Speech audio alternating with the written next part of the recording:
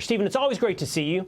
Great to be here. You're always smart on this. What do you think about that, by the way? It's great to bring jobs back to America, to bring companies and manufacturing back to America, but there is something going on with the American workforce and young men choosing to accept the jobs that are looking to be offered to them. Well, there's a very important point on this that I'm very glad to get the opportunity to share today, which is that mass migration drives Americans and U.S.-born workers out of the workforce, oftentimes in a permanent way, through alienation, social networking, and crowding out effects. Let me give you a great example.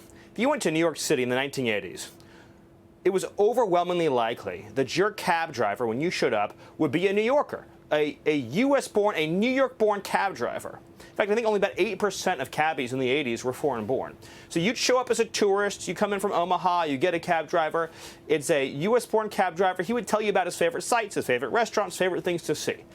There's a good chance today that, of course, if you went to New York City, that the cab driver would be foreign-born. Now, that's not an attack or an insult or a disparagement of that cab driver.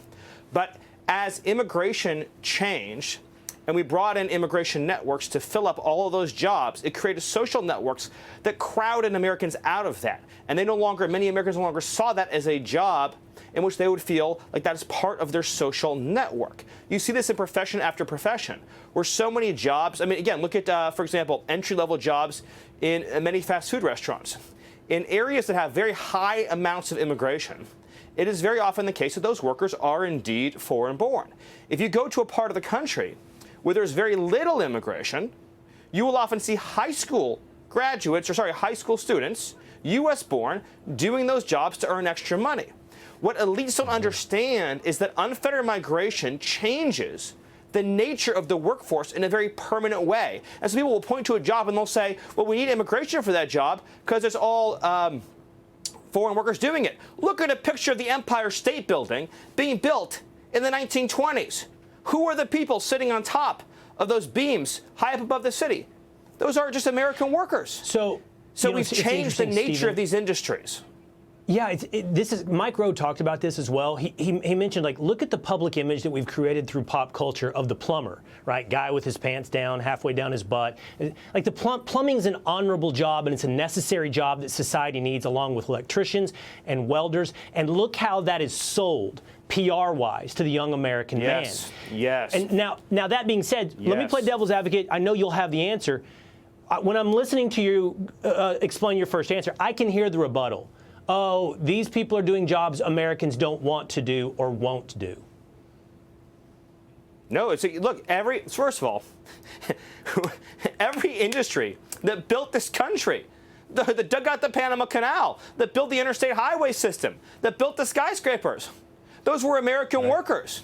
American workers were the plumbers, the electricians. But it's your point. The elite said that these jobs weren't jobs that are good for Americans. They downgraded and degraded these professions and said that we need to have cheap labor, foreign workers to do these jobs, which of course drives down the wages for so many of these positions. These are skilled craftsman jobs. These are jobs that have always been a historic route to the middle class. So we drove down wages, we made these professions less attractive, we drove down conditions, and then we're surprised at the result. So as you reform welfare, as you change incentive structures, but also shut down migration pipelines, and then you promote the dignity of these jobs, and you create an economy that works for American workers, that means you end the outsourcing, you end the offshoring, you make these jobs more economically attractive, you make so they pay better, so you can raise a family if you want to on a single income job. If you do all of these things, then you're going to change how the workforce operates in this country. And that's all part of the Trump agenda.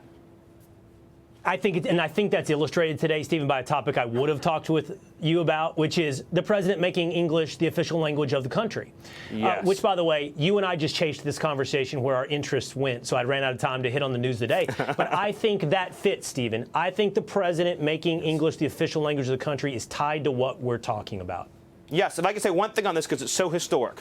We've been talking about this for decades, for generations. President Trump has finally did what people have been saying they want year after year after year, that we have one unifying national language that promotes assimilation, it promotes integration, it promotes national identity. Two words we shouldn't be ashamed of. National identity matters. We are an English-speaking nation.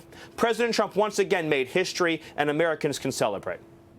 I think that's to be celebrated. National identity matters. Be proud to be American. Stephen, you are welcome to come on any day you'd like to talk about anything you want and jumping into the conversation we're already going on to, because it's always smart. Thank you, Stephen Miller. Thank you.